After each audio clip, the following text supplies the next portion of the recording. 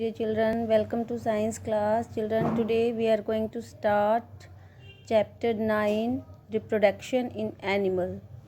In this video we will learn about how animals reproduce. जैसे कि word से ही पता चलता है रिप्रोडक्शन. रिप्रोडक्शन का मतलब होता है, री का मतलब होता है फिर से, प्रोडक्शन मतलब बनाना या उत्पन्न करना, फिर से अपने ही तरह के एनिमल्स को बनाना, डेट इज़ अपने ही बच्चों को पैदा करना, that is reproduction in animals. आप देख सकते हो पिक्चर में किस तरह से एक यंग वन दिख रहा है, एक पेरेंट दिख रहे हैं. तो इस तरह से अपने ही यंग वन को पैदा करना, that is reproduction in animal, right. So children, reproduction क्यों ज़रूरी है? All living things grow, become old and then die. हम सब जानते हैं, सभी बढ़ते हैं, धीरे धीरे ग्रो होते हैं, फिर ओल्ड हो जाते हैं और एक समय आता है जब सभी मर जाते हैं, ख़त्म हो जाता है. All living things produce young one like themselves so that life on earth can continue.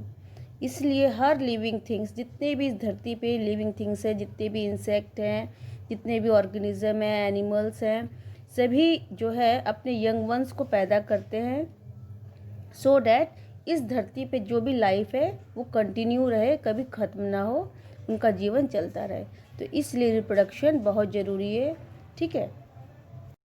So children, in plant and in animals there are two modes of reproduction, that is asexual reproduction and sexual reproduction.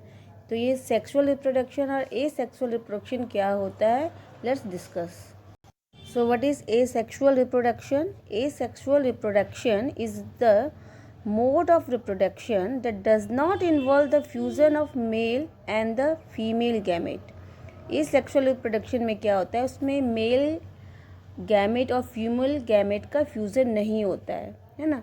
तो इसमें क्या होता है, it require only one parent, सिर्फ एक ही parents की ज़रूरत होती है. And the offspring is produce. Offspring मतलब होता है, ऑफस्प्रिंग मतलब यंग वंस के बच्चे, इस produce are exact copy of their parents. और जो बच्चे पैदा होते हैं उनके, वो एग्जैक्ट कॉपी अपने पेरेंट के होते हैं. जो भी उसका पेरेंट होता है बिल्कुल एग्जैक्ट कॉपी होता है, ठीक है. तो ये इस तरह का जब रिप्रोडक्शन होता है उसे हम कहते हैं एसेक्सुअल रिप्रोडक्शन. इसमें मेल और फीमेल की जरूरत नहीं होती है, सिर्फ एक ही पेरेंट से वो एग्जैक्ट कॉपी वैसे ही बन जाता है, उसी तरह का बच्चे बन जाता है, तो उसे हम कहते हैं asexual reproduction, right. You can see asexual reproduction in amoeba. क्या होता है, अमीबा में एक पेरेंट सेल है, ठीक है. वो धीरे धीरे क्या होता है, उसमें डिवाइड होता है, वो डिवाइड होके दो बन जाता है, फिर दोनों अलग होके दो सेम ऑर्गेनिज्म बन जाते हैं, फिर ऐसे ही फिर दोनों डिवाइड होके फिर 4 बन जाते हैं. तो इस तरह से रिप्रोडक्शन होता है, उसमें एक ही पेरेंट से कई सारे ऑर्गेनिज्म बन जाते हैं. तो इसे क्या कहते हैं, asexual reproduction, right. So what is sexual reproduction? The reproduction in which both male productive organ and female productive organ involved to give birth to new individual is called sexual reproduction. तो sexual reproduction में क्या होता है, mail और female organ दोनों, उनकी gametes की ज़रूरत होती है ताकि न्यू इंडिविजुअल, न्यू बर्थ जो है, न्यू बेबी बॉर्न हो सके. तो उसे हम कहते हैं sexual reproduction, okay. So children, sexual reproduction में क्या होता है, the adult male produce male gametes called sperm. जो एडल्ट मेल होता है वो जो गैमेट्स प्रोड्यूस करता है वो उससे स्पर्म कहते हैं. And adult female produce gametes called ओवा. ओवा सिंगुलर है, या फिर उसे कहेंगे ओवम. ओवम का मतलब होता है एग, ठीक है. जो फीमेल प्रोड्यूस करती है गैमेट्स उसे कहते हैं एग्स, और जो मेल एडल्ट मेल प्रोड्यूस करते हैं गैमेट्स उसे कहते हैं sperm. What is fertilization? The first step in the process of reproduction is the fusion of a sperm and an ovum. तो स्पर्म क्या होता है, स्पर्म होता है द एडल्ट मेल गैमेट्स. जो एडल्ट में मेल का गैमेट्स होता है उसे स्पर्म कहते हैं, और फीमेल गैमेट को कहते हैं ओवम या फिर एग, ठीक है. जब एग और स्पर्म या ओवम या स्पर्म आपस में मिलते हैं, फ्यूज़न होता है उसमें, तो इसे क्या कहते हैं, fertilization. When the sperms come in contact with an egg, one of the sperm may fuse the egg and such fusion of egg and the sperm is called fertilization. तो इस तरह का जब एग और स्पर्म में fusion होता है तो उसे कहते हैं फर्टिलाइजेशन. ओके, तो चिल्ड्रन इस तरह का फर्टिलाइजेशन बॉडी के अंदर भी होता है या बहुत सारे बॉडी के फर्टिलाइजेशन जो होता है बहुत जब बॉडी के बाहर होता है तो इसे कहते हैं एक्सटर्नल फर्टिलाइजेशन. यदि वो बॉडी के अंदर फर्टिलाइजेशन होता है, एग और स्पर्म का फ्यूज़न होता है, तो उसे कहते हैं internal fertilization. Internal fertilization inside the body and external fertilization outside the body, right.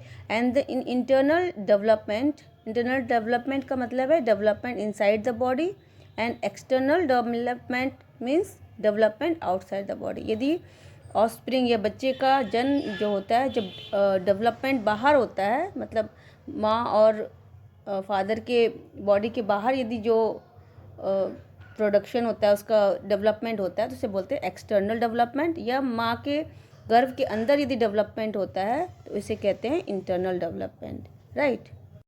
So external fertilization कैसे होता है? Occur mostly in wet environment and require both and the female to release or broadcast their gametes into their surrounding, usually water. कहने का मतलब है external fertilisation body के बाहर पानी में भी हो सकता है, कहीं भी हो सकता है, वेट प्लेस पे होता है, ठीक है. तो एक्सटर्नल फर्टिलाइजेशन कहाँ होता है? वेट प्लेस में, यूजुअली वाटर में होता है. फॉर एग्जांपल बहुत सारे एम्फीबियंस जैसे कि फ्रॉग है, टॉड्स है या फिशेस हैं, उनमें क्या होता है? एक्सटर्नल फर्टिलाइजेशन होता है. क्या होता है? During spring and rainy season frogs and toads move to ponds and slow ponds और या slow streams and the female lays hundreds of delicate eggs. तो क्या होता है? रेनी सीजन में बहुत सारे एग जो होते हैं वो क्या करते हैं? पानी में जाते हैं और वो उसमें से जो फीमेल फ्रॉग होती है वो बहुत सारे एग जो होती है वो पानी में मतलब पैदा करती है.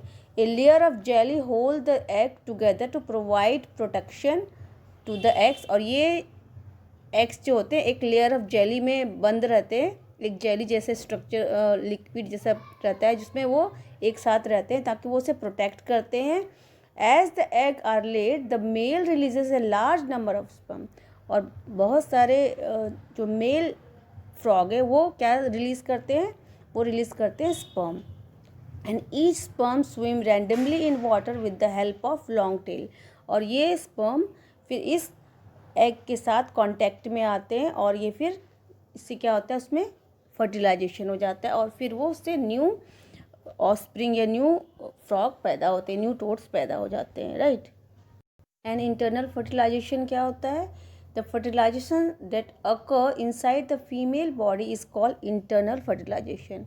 इन this is the union of egg cell with the sperm during sexual reproduction inside the body of a parent. And for this to happen, there need to be method for the male to introduce the sperm inside. So what is viviparous animals? The young develops inside the mother body until they are mature enough to be born and live independently. तो viviparous ऐसे animals होते हैं जो कि अपने बच्चों को, अपने यंग वन को जन्म देते हैं, ठीक है. जैसे कि animals like human, dog, cow, cats give birth to the young ones. अपने बच्चों को वो जन्म देते हैं. तो ऐसे एनिमल्स को विविपोरस एनिमल्स कहते हैं, right. And what is oviparous animals? Animal that reproduce by laying eggs, and this is how most fishes, amphibians, reptiles, insects and arachnids reproduce. कहने का मतलब है ऐसे एनिमल्स जो अंडे देते हैं, मतलब वो अपने बेबी को डायरेक्ट बर्थ नहीं देते हैं बल्कि वो अंडे के द्वारा अपने बेबी को बर्थ देते हैं. तो ऐसे एनिमल्स ओविपोरस एनिमल्स कहते हैं, राइट. इंटरनल फर्टिलाइजेशन दोनों में होता है लेकिन वो अपने पहले अंडे को जन्म देते हैं तो उसे ओविपोरस एनिमल्स कहते हैं. और जो डायरेक्टली अपने यंग वंस को, बच्चों को जन्म देते हैं तो उसे कहते हैं viviparous animals. Hope it is clear. So children, in next video we will discuss about reproduction in human being. Till then, bye bye. Thank you.